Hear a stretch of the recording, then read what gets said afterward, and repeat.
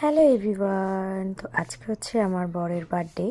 মানে আজকে বলতে 28 তারিখ, আজকে আমার বরের বার্থডে 29 তারিখ। তো আমার বরের জন্য একটা গিফট কিনেছি। এর ভেতরে এটা একটা ফটো ফ্রেম, ভেবেছিলাম এর ভেতরে ফটো অ্যাড করে তারপরে দেবো, তো সময় হয়নি বলে আর দেওয়াও হয়নি। আর আমি এখন এই ফটো ফ্রেমটাকে নিজের হাতে র্যাপ করছি, করে একটা স্টিকার, মানে স্টিকার বলতে একটা কাগজের মধ্যে লিখে স্টিকার বানিয়ে সেটা ওকে দেব। মানে নিজের হাতে করে কষ্ট করে বানানোর মজাই আলাদা।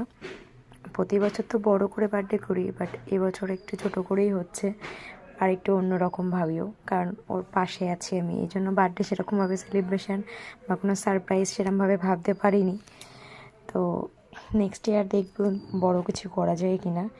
তো এই যে আমার র্যাপিং করা হয়ে গেছে, আর এখানে নিজের হাতে লিখে একটু করে দিয়েছি, আর একটা চকলেট আছে সাথে। আর এখন রাত 12টা বাজতে 15 মিনিট বাকি। তো আমি নিচের ঘরে এসেছি রেডি হতে, ওর জন্য শাড়ি টাড়ি পরে দুটো বেলুন ফুলিয়ে রোজ নিয়ে মোটামুটি আমি রেডি হয়ে গেছি।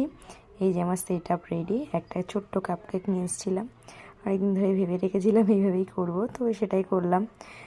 আর এখানে আমি ক্যান্ডেল জ্বালিয়ে 12টা বাজতে ঠিক 1 মিনিট বাকি।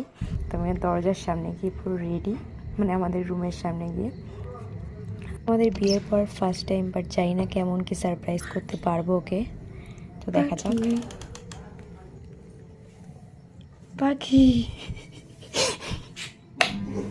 ও সরি,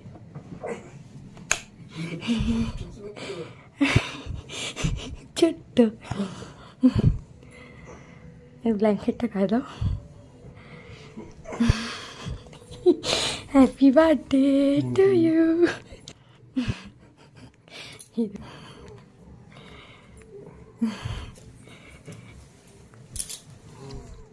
হ্যাপি বার্থডে শুনতো।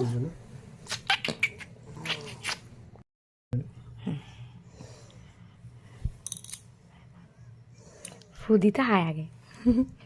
Happy birthday to you, happy birthday to you পাখি। এই বছর ছোট্ট করে একটুখানি আয়োজন।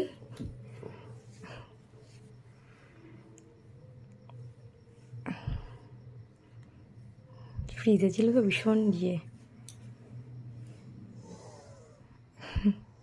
তুমি খাও আগে।